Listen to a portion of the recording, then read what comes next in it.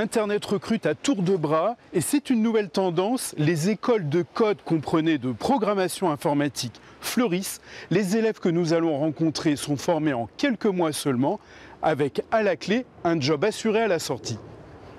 Où est-ce qu'on déclare le code de la fonction? Ce matin, c'est JavaScript, un langage informatique pour créer des sites web. Ça commence par A et ça finit par collade. Dans cette école de la deuxième chance, les 24 élèves viennent tous d'horizons très différents. Comme Marine, un master en poche, elle se destinait à devenir huissier. Finalement, elle remet tout en question pour faire de l'informatique. Moi, c'est plutôt le design qui m'intéresse, etc. Donc tout ce qui est la partie visible du site internet, etc. Mais le code, c'est quand même la base pour pouvoir démarrer dans ce qui m'intéressait moi. Donc c'est pour ça que je suis partie là-dedans. À l'issue de cette formation très courte, 6 mois seulement, 80% des élèves ont décroché un emploi. C'est pour cette raison que ces écoles de code ouvrent un peu partout. Les métiers auxquels on prépare ces personnes sont des métiers dits en tension. Donc on recherche des développeurs web qui ne sont pas forcément des ingénieurs, donc des techniciens d'études et développement. Et la formation correspond à une demande locale. Cette école est gratuite, financée par le conseil régional. D'autres sont payantes.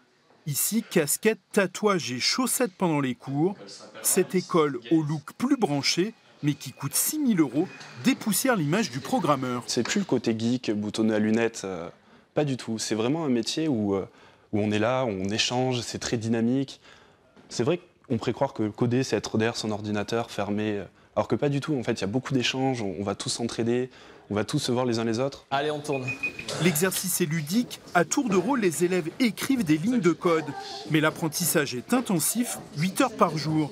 En 5 mois, ces 10 élèves pourront développer des applications pour téléphone portable. Une formation courte qui ne rivalise pas avec une école d'ingénieurs. On a de très bonnes écoles en France, on en forme, des bacs plus 5, là-dessus on est servi, ça c'est très bien, on n'a rien à leur reprocher. Donc nous on va former des gens qui sont opérationnels et qui sont, on va dire, débrouillards, qui vont réussir à répondre à un problème. Ces écoles ont aussi un campus manager, une personne chargée de mettre en relation les élèves avec les entreprises qui embauchent. L'éducation nationale a décidé aussi de se mettre au code en donnant des cours aux élèves. Par exemple, l'année prochaine, le brevet des collèges aura son épreuve de code.